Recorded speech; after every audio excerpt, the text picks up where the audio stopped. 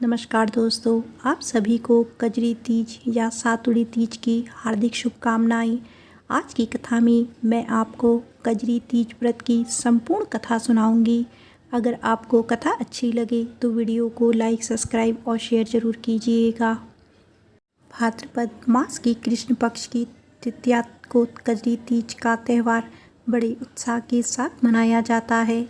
इसको और भी कई नामों से जाना जाता है, जैसे सातुड़ी तीज, बड़ी तीज, कजरी तीज और बूढ़ी तीज।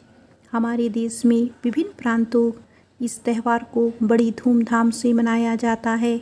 यह व्रत हरियाली तीज, हरतालिका तीज की तरह ही मनाया जाता है। इस दिन भगवान शिव और माता पार्वती की पूजा की जाती है। हिंदू मान्यताओं के अनुसार कजरी तीज का विधि पूर्वक व्रत करने और कथा सुनने से विवाहित महिलाओं को तीज माता से अखंड सौभाग्य का आशीर्वाद प्राप्त होता है और कुंवारी कन्याओं को मनपसंद जीवन साथी की प्राप्ति होती है। भाद्रपद माह की कृष्ण पक्ष की तृतीया तिथि की शुरुआत पंचांग के अनुसार भाद्रपद माह के कृष्ण पक्ष की तृतीया तिथि 11 अगस्त सुबह 10:33 पर शुरू होगी और 12 अगस्त सुबह 8:40 पर समाप्त होगी। उदया तिथि के अनुसार कजरी तीज 12 अगस्त को मनाई जाएगी। भाद्रपद की कृष्ण पक्ष की तीज का विशेष महत्व है। इस तीज पर माता पार्वती और भगवान शिव की पूजा की जाती है। सौभाग्यवती स्त्री के लिए यह व्रत करवा चौथ, हरतालिका तीज और हरियाली तीज के समान ही पुण्यदायी है। ऐसी मान्यता है कि इस व्रत की कथा कहने और सुनने मात्र से ही माता की कृपा से विवाहित स्त्रियों को अखंड सौभाग्य की प्राप्ति होती है। शास्त्रों के अनुसार कजरी तीज का व्रत करने वाली महिलाएं के सौभाग्य में वृद्धि होती है, उनके पति की आयु लंबी होती है, उनका वैवाहिक जीवन सुखमय होता है, परिवार में सुख शांति रहती है और शुभता आती है। इसके साथ ही और भी अनेक शुभ फल की प्राप्ति होती है। व्रत करने वाली अविवाहित कन्या को उसका मनचाहा सुयोग्य जीवन साथी प्राप्त होता है। आज की कथा में मैं आपको कजरी तीज या सातुड़ी तीज व्रत की 3 कथाएं सुनाऊंगी। तो आइए सबसे पहले हम सुनेंगे कजरी तीज की प्रथम कथा। प्राचीन समय की बात है, एक नगर था। उसमें एक दरिद्र ब्राह्मण अपनी पत्नी के साथ रहता था। उसकी पत्नी बहुत धर्मपरायण और प्रतिबद्धता थी। उस ब्राह्मण की पत्नी कजरी तीज का व्रत किया करती थी। एक बार कजरी तीज का दिन था और उस ब्राह्मण की पत्नी का कजरी तीज का व्रत था। उसने अपने पति से कहा कि आज मेरा कजरी तीज का व्रत है, इस व्रत के पालन के लिए आप चने का सत्तू ले आइए। ब्राह्मण के पास सत्तू खरीदने के लिए पैसे नहीं थे, इसीलिए वो चिंतित होकर इधर उधर घूमने लगा। फिर वो एक दुकान पर गया और वहाँ पर उसने चने, घी और शक्कर से बना 1.25 किलो सत्तू देने को कहा। दुकान के नौकर ने सत्तू बनाकर उसे दे दिया। सत्तू लेकर ब्राह्मण अपने घर के लिए चल दिया। तब दुकान के नौकर ने उसे रोककर उस सत्तू के पैसे देने को कहा। तब उस ब्राह्मण ने उसे कहा कि मेरे पास अभी पैसे नहीं है, मैं तुमको बाद में आकर दे दूंगा। परंतु नौकर नहीं माना और उसने आवाज़ लगाकर अपने साथी नौकरों और दुकान के मालिक को बुला लिया। सब नौकर उस ब्राह्मण को पकड़कर अपने मालिक के पास ले गए। तब उस दुकान के मालिक ने उस ब्राह्मण से उसका पक्ष जानना चाहा। तब उस ब्राह्मण ने उस दुकान के मालिक को सारी बात बताई कि आज मेरी पत्नी का कजरी तीज का व्रत है और उस व्रत का पालन करने के लिए उसे 1.25 किलो चने का सत्तू चाहिए, पर मेरे पास सत्तू खरीदने के लिए पैसे नहीं हैं। इसीलिए मैंने आपके नौकर को सत्तू के पैसे बाद में देने का वचन दिया, परंतु वो नहीं माना। मेरी पत्नी मेरा घर पर इंतज़ार कर रही है। जब मैं सत्तू लेकर जाऊंगा तब वो कजरी तीज का पूजन करेगी। उसकी बात सुनकर दुकान के मालिक को उस पर दया आ गई। तब उस सेठ ने उस ब्राह्मण की सहायता का वचन दिया और उसकी पत्नी को अपनी बहन मान लिया। फिर उसने उस ब्राह्मण को बहुत सा धन और पूजन का सामान देकर उसे घर भेज दिया। जब ब्राह्मण इतना सारा धन और सब सामान लेकर अपने घर पहुंचा तो उसकी पत्नी बहुत खुश हुई और उस सामान से उसने धूमधाम से अपना व्रत पूर्ण किया। तो एक बार प्रेम से बोलिए कजरी माता की जय। आइए अब सुनते हैं सातुड़ी तीज व्रत की दूसरी कथा। पौराणिक कथा के अनुसार एक नगर में एक साहूकार रहता था। उसके 7 पुत्र थे। उनमें से 6 पुत्र स्वस्थ थे, परंतु जो सबसे छोटा पुत्र था वो अपाहिज था। साथ ही उसका चरित्र भी खराब था। उसे वैश्यागमन की लत भी थी। एक वैश्या पर आसक्त होकर उसने अपना सारा धन लुटा दिया। उसकी आर्थिक स्थिति बहुत खराब हो गई थी और उसके घर में खाने के भी लाले पड़ गए थे। उसके बाकी सभी भाई अपने परिवार के साथ सुखपूर्वक रहते थे, परंतु उसके इस बुरे शौक के कारण कोई भी उससे मतलब नहीं रखता था। उसकी इस बुरी आदत के बावजूद भी उसकी स्त्री उसकी सेवा करती थी। उसकी पत्नी बहुत ही सुशील और पतिव्रता नारी थी। वो पति को परमेश्वर मानकर उसकी हर बात मानती थी।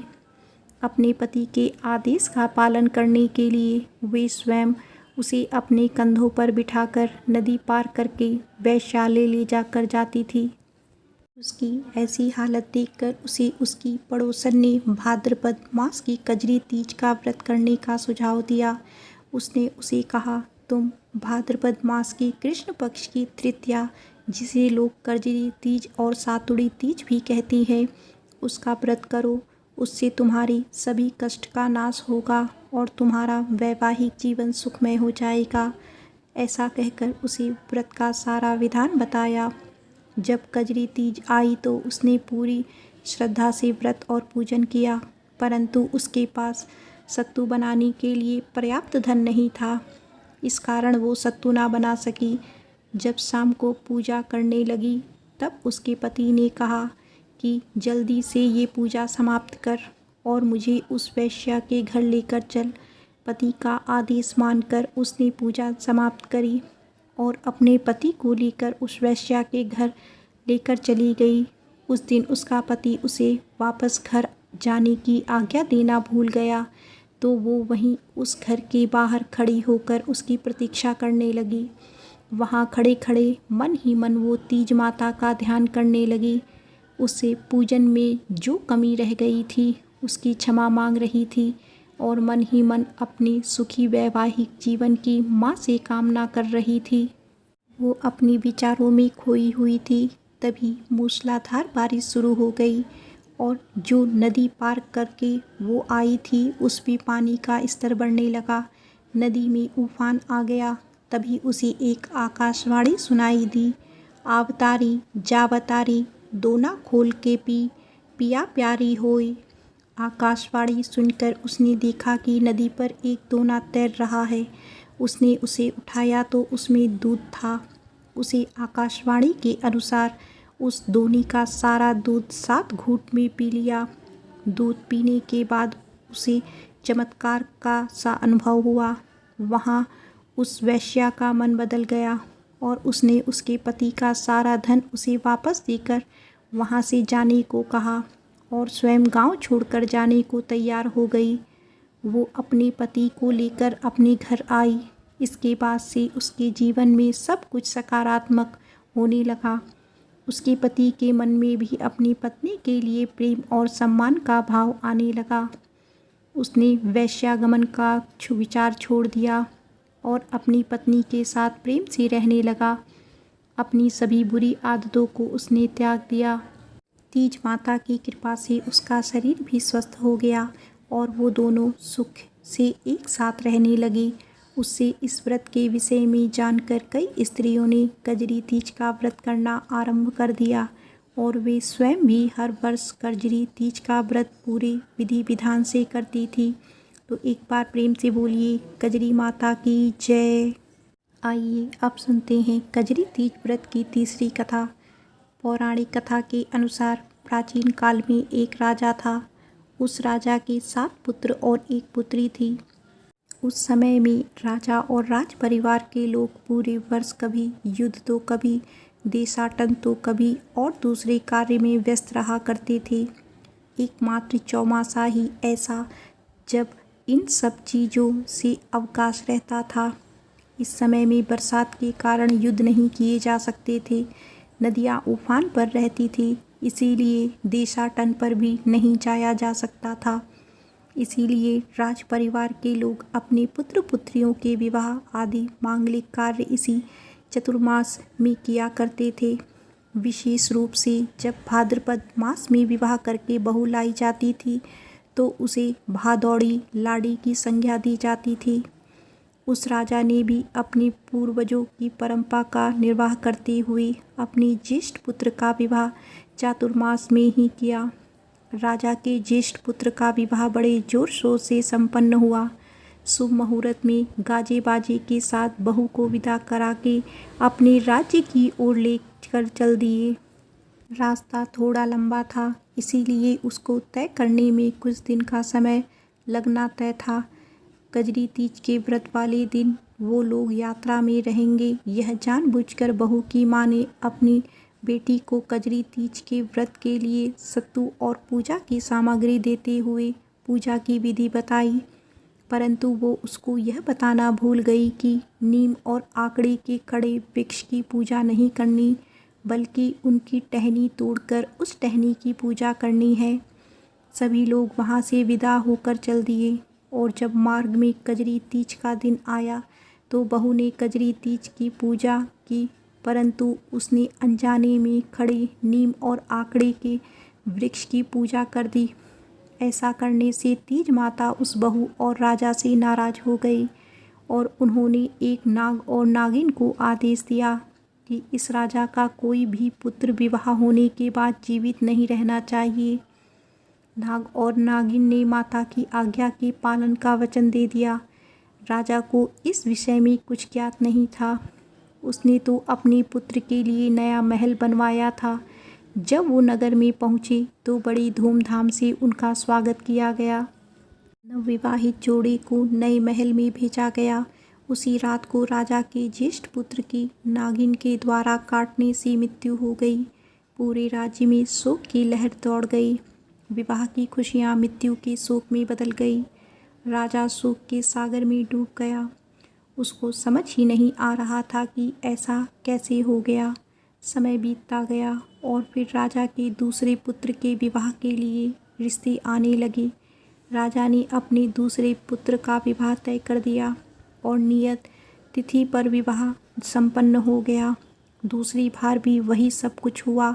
मार्ग में कजरी तीज पड़ी और इस बार भी बहू की माँ ने अपनी बेटी को यही नहीं बताया कि नीम और आकड़े के खड़े वृक्ष की पूजा नहीं करनी, बल्कि उसकी टहनी तोड़कर उस टहनी की पूजा करनी है। और उसने भी वही गलती करी जो उससे बड़ी बहू ने करी थी। फिर राजा के दूसरे पुत्र के साथ भी वही हुआ जो उसके ज्येष्ठ पुत्र के साथ हुआ था। ऐसे करते करते के 6 बेटे की शादियां हुई और सभी को नागिन द्वारा काटे जाने की मृत्यु हो गई। राजा पर दुखों का पहाड़ टूट पड़ा था। 7 में से उसके 6 पुत्र असमय ही काल के गाल में समा गए थे। उसने निश्चय किया कि अब वो अपने सबसे छोटे पुत्र का विवाह ही नहीं करेगा, परंतु परिवार वालों और मंत्रियों ने राजा को बहुत समझाया और यह कहकर मनाया कि अब की बार हम राजकुमार का विवाह उस नगर से नहीं करेंगे जिस नगर से पहले 6 राजकुमारों का विवाह किया गया था। हम इस बार राजकुमार का विवाह दूसरे नगर से करेंगे। सबके समझाने पर राजा मान गया और राजा ने 7वें पुत्र का विवाह तय हो गया। राजा का मन अनिश्चितता और अनहोनी के भय से व्याकुल था। कहीं ना कहीं उसे डर था कि उसके 7वें पुत्र के साथ वैसा ना हो जैसा उसके 6 पुत्रों के साथ हुआ। राजा के 7वें पुत्र का भी विवाह संपन्न हो गया। इस बार भी कजरी तीज तभी पड़ी रही थी जब वो मार्ग में होते। इस बार बहू की माँ बहुत समझदार थी। उसने अपनी बेटी को सत्तू और पूजन की सामग्री देने के साथ ही पूजा की पूरी विधि भी बताई। और साथ ही यह भी बताया कि नीम और आकड़े के खड़े वृक्ष की पूजा नहीं करनी, बल्कि पूजा के लिए उसकी टहनी तुड़वा कर मंगवा लेना। और साथ ही यह भी बताया कि पूजा के लिए थोड़ा कच्चा दूध भी रखवा लेना। राजा अपने पुत्र और पुत्रवधू को लेकर अपने नगर को चल दिया। जब कजरी तीज आई तब बहू ने अपने ससुर से कहा, पिताजी, मुझे कजरी तीज की पूजा करनी है, उसके लिए आप नीम और आकड़े और साथ में थोड़ा सा कच्चा दूध मंगवा दो। राजा को पुरानी बातें याद आ गई, जिनको सोचकर वो भयभीत हो गया। फिर उसने सोचा कि इस बार पूजा की विधि पहले से अलग है, और यही सोचकर उसने पूजन के लिए नीम आकड़ा और कच्चा दूध भी मंगवा दिया। बहू ने पूरे विधि विधान से तीज माता की पूजा की। उसकी पूजा से तीज माता संतुष्ट हो गई और उन्होंने प्रसन्न होकर उसे अखंड सौभाग्यवती होने का आशीर्वाद दिया। अपने राज्य पहुंचकर राजा ने अपने पुत्र को दूसरे महल में रहने के लिए कहा। तब बहू ने कहा, नहीं पिताजी, मैं उसी महल में रहूंगी जिसमें इससे पहले आपने अपने बड़े बेटे बहुओं को रखा था। राजा ने बहुत समझाया, परंतु बहू ना मानी और उसने राजा को विश्वास दिलाया कि कुछ भी अनिष्ट नहीं होगा। राजा ने अपनी बहू की बात मानकर उन्हें उसी महल में रहने की आज्ञा दी। फिर बहू ने महल की पहली सीढ़ी पर दीपक जलाकर रख दिया, दूसरी सीढ़ी पर चने भिगो कर रख दिया, तीसरी सीढ़ी पर कच्चा दूध रख दिया और सबसे ऊपर वाली सीढ़ी पर फूलों की टोकरी रख दी। रात्रि में नागिन उसके पति को डसने के लिए उस महल में आई तो उसने देखा कि सीढ़ी पर दीपक जल रहा है, तो वे बहुत खुश हुई और आशीर्वाद दिया कि तुमने मुझे रास्ता दिखाया। फिर नागिन आगे चली तो उसे खाने के लिए भीगे हुए चने मिले। उसने चने खाकर दिल से आशीर्वाद दिया और फिर आगे चली तो उसे दूध का कटोरा मिला। उसने पेट भर के दूध पिया और खुश होकर आशीर्वाद दिया। और उसने आगे चलकर अगली सीढ़ी पर फूलों की डालियाँ मिली, जिसमें वो खूब लोटपोट हुई और खुश होकर आशीर्वाद दिया। उस कमरे में पहुंची जहां राजकुमार अपनी पत्नी के साथ सोया था। राजकुमार को नींद आ चुकी थी, परंतु उसकी पत्नी जाग रही थी। बहू ने पहले से ही अपनी ननद से कहकर एक हांडी मंगाकर अपने कमरे में रख ली थी। अब नागिन चारों तरफ घूम रही थी और सोच रही थी कि इसने तो मेरा इतना ध्यान रखा है, मेरे लिए खाना रखा, दूध रखा और फूल रखे, तो क्या मैं इसके पति को काट कर उसके प्राण हरूं या छोड़ दूं? फिर उसे तीज माता का बरसों पूर्व दिया वो आदेश स्मरण हुआ और उसने उसके पति को डसकर अपना कर्तव्य पूर्ण कर लिया। जब बहू ने देखा कि नागिन ने उसके पति को डस लिया, उसने उस नागिन को काटकर टुकड़े करके हांडी में रख दिया। जब सुबह हुई और बहुत देर तक कमरे से कोई बाहर नहीं आया, तो रानी ने अपनी बेटी को भेजा। ननद अपनी भाभी और भाई को जगाने के लिए उनके कमरे में गई तो वहाँ खून देखकर चिल्लाने लगी। तब सब लोग वहाँ इकट्ठा हो गए और चारों तरफ शोर मच गया। तभी ऊपर से बहू ने आवाज़ लगाई कि मैं अभी जीवित हूँ, परंतु इनको नागिन ने डस लिया है। मैंने उस नागिन को मार डाला है और यह उसी का रक्त है। राजा अपने सबसे छोटे बेटे की मृत्यु की सूचना में सदमे में चला गया। फिर सदमे से बाहर आकर बोला, मैंने पहले ही बहू को मना किया था, परंतु वो नहीं मानी। अब देखो यह क्या हो गया। सबका रो रो कर बुरा हाल हो गया।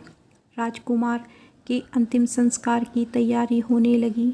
शमशान से दूर दूर से लोग एकत्रित हो रहे थे। जब राजकुमार को चिता पर लिटाया गया तो उसकी पत्नी ने कहा कि मैं भी अपने पति के साथ सती होंगी, और यह कहकर वो हांडी हाथ में लेकर अपने पति के शव के साथ चिता पर बैठ गई। तभी नाग देवता आए और बोले कि तुम तो सती हो रही हो, पर मेरी नागिन को लेकर क्यों जल रही हो? तब उस बहू ने कहा, तुम्हारी नागिन ने मेरे पति और उनके 6 भाइयों को मारा है, इसीलिए अब मैं उसको लेकर अपने पति के शव के साथ सती हो रही हूँ। नाग देवता ने उसे कहा कि मेरी नागिन ने यह सब तीज माता के आदेश पर किया था। तब बहू ने कहा, ऐसा कैसे हो सकता है? मैंने तो पूरे विधि विधान से तीज माता की पूजा की थी। जो भी स्त्री विधि विधान के साथ तीज माता की पूजा करती है, तीज माता उसे अखंड सौभाग्य का आशीर्वाद देती है। फिर वो मेरे पति को मारने का आदेश क्यों देंगी? तब नाग देवता ने तीज माता का आवाहन किया। तब तीज माता प्रकट होकर बोली, हे पुत्री, तुझसे पहले तेरी जिठानियों ने मेरी पूजा में एक बहुत बड़ी त्रुटि करी थी और यह सब उसी त्रुटि का परिणाम है। उन्होंने नीम और आकड़े के खड़े पेड़ की पूजा की थी, जबकि मेरी पूजा में नीम और आकड़े के वृक्ष की टहनी का प्रयोग होता है। तूने मेरी पूजा पूरे विधि विधान से की थी, इसीलिए मैं तुझे अखंड सौभाग्य का वरदान देती हूँ। तेरा पति अभी जीवित हो जाएगा। तब उस बहू ने कहा, हे माँ, आप तो करुणा का सागर हो। इसने यह गलती अनजाने में हुई है। इनको इस विषय में कुछ भी पता नहीं था। इनकी इस गलती के लिए इन्हें क्षमा कर दीजिए। मेरे पति के साथ मेरे पति के 6 भाइयों को भी जीवित कर दीजिए। वहाँ उपस्थित सभी स्त्री पुरुष माँ से दया की प्रार्थना करने लगे। उस बहू के भक्ति युक्त वचन और सबकी प्रार्थना सुनकर माँ को दया आ गई। फिर उन्होंने कहा, हे पुत्री, मैं तुझ पर अति प्रसन्न हूँ।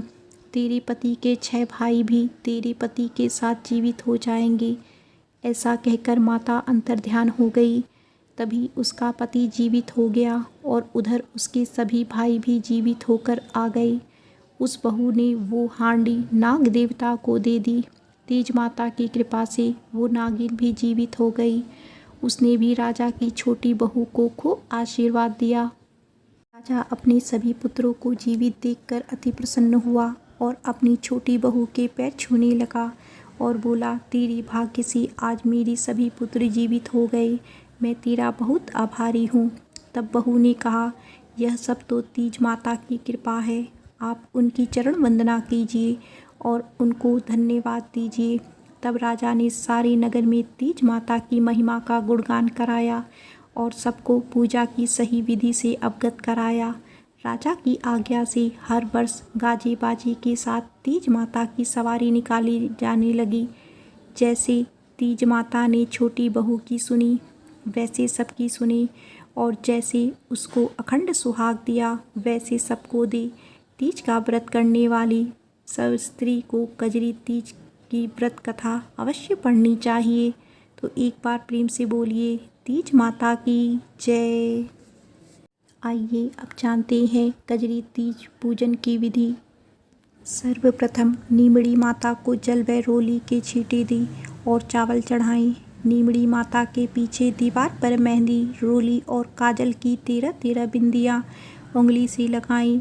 मेहंदी, रोली की बिंदी अनामिका उंगली से लगाएं और काजल की बिंदी तर्जनी उंगली से लगानी चाहिए। नीमड़ी माता को मोली चढ़ाने के बाद मेहंदी, काजल और वस्त्र चढ़ाएं।